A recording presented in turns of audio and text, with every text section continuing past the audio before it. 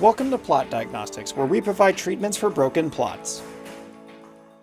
For a concept that is so plastered all over the marketing of Ace Combat 7, it's on the cover, it was in all the trailers, it was shown to be Aruja's cause for attacking Osea, and was given some kind of relation to the Arsenal bird, you'd think they'd have put a little more effort into integrating it naturally into the world, but wow. It's not as bad as the Arsenal bird on its own, but it is a disaster how it's handled in-game. It's a topic I've been a bit hesitant to cover, but I did end up finding the smoking gun. Regardless, there's a lot of technical reasons the ISEV is fundamentally broken, and they're not all reasons I'm really qualified to cover. Therefore, after watching this video, I'm going to suggest you head over to Argonbolt's Ace Combat 7 review, where he covers the case for war, the cost of the space elevator, and the economic factors that drive the plot into the ground. In a nutshell, a space elevator is the Panama Canal, but vertical and also on crack, and it would make Aruja gangbucks. To put it succinctly, Aruja has no motive to attack the IUN or Osea once the space elevator is built. It's in a neutral territory and is run internationally. Any goods sent up or down it would be incredibly cheap for Aruja because Aruja literally borders the small nation the elevator is in, and all shipping trade routes would center around it, causing world trade to center around Aruja. Seriously, check out the video, it's very well made and it covers these topics in a way I think you'll find very compelling. There's one caveat to the ISEV being the catalyst for war, however.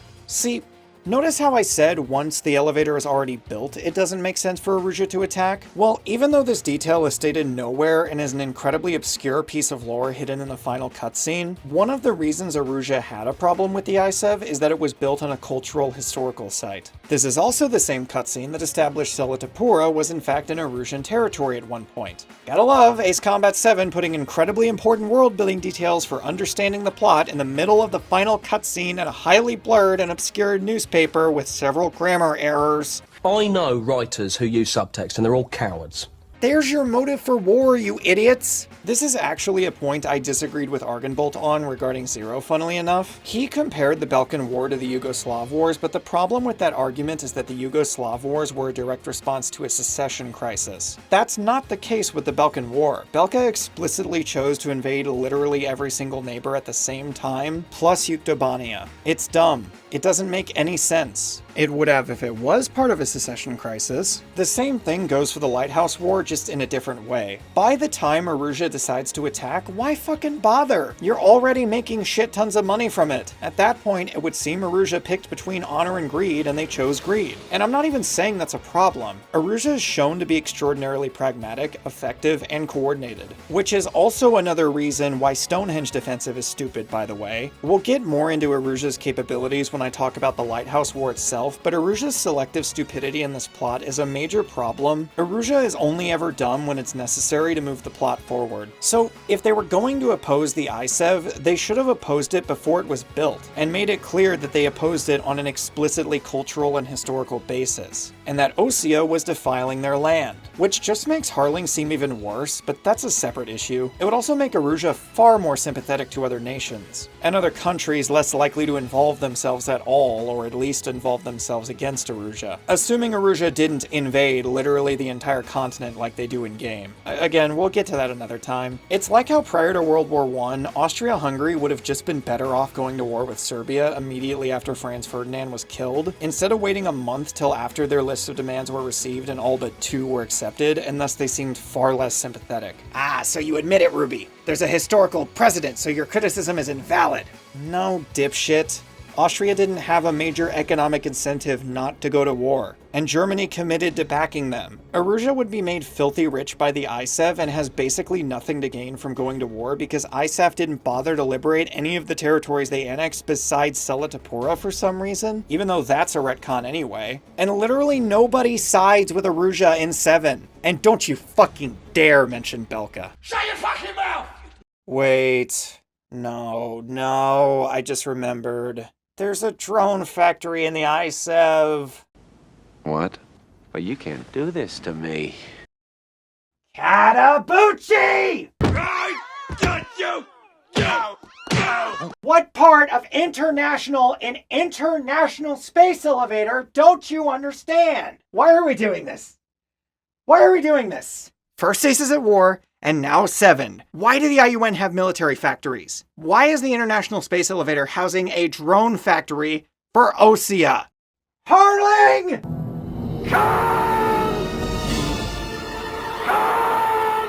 So you're telling me Mr. President Dipshit Harling put a drone factory in the International Space Elevator he decided to build on a foreign hostile continent that's run by the very same company that tried to fucking kill him and nuke his country? I just can't do it. I can't take this shit no more, man. What do I say to that? Seriously, what the hell do I even say to that? Once again, I'd like to remind you, this man is the lead writer for Ace Combat 8. And I haven't even gotten to the fact that the space elevator apparently has magical microwave energy that can infinitely supply the Arsenal bird with energy for its shield and fuel to fly, but if you break a light bulb, then it stops. And this whole beaming energy using microwaves absorbed from solar energy, motherfucker, you don't need a space elevator to do that. Even if I'm willing to accept that's possible. Which I'm not. It's still a massive dump truck load of horse manure. If you expect me to believe that Katabuchi can justify the obscure, relatively small nation of Sotoa we've never heard anything about invading a country in a different continent across an ocean, then you haven't been paying attention. He couldn't do it for 5 because he didn't even try. And he couldn't do it for 7 when he did try.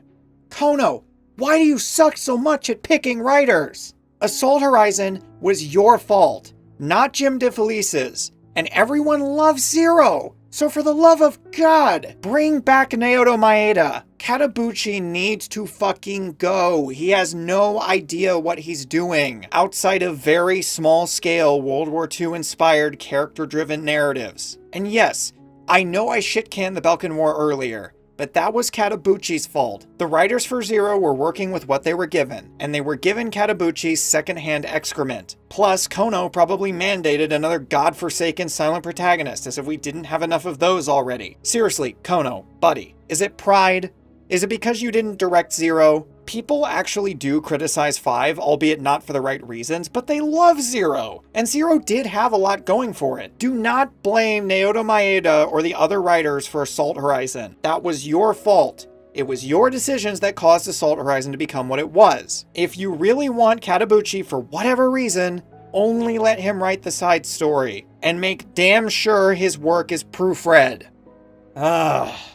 So, to repair the plot, Osea can't be the ones to build the ISEV. They just can't. If they did, it would be an Alred, and then you wouldn't have a war. If the ISEV is going to be a thing, it's probably for the best that the Federation of Central Usea builds it, as they have a pre-established grudge with Erusia. The FCU has been partly shown to be dickheads, especially to Erusia. In Ace Combat 1, they crush a secessionist revolt. In Ace Combat 2 and Assault Horizon Legacy, Erusia gets invaded, by at least some forces associated with the FCU, mind you, and immediately after is slammed with asteroids, significantly damaging several key trade routes and city centers. And instead of aiding Erusia or showing some level of empathy and giving them a break, nope.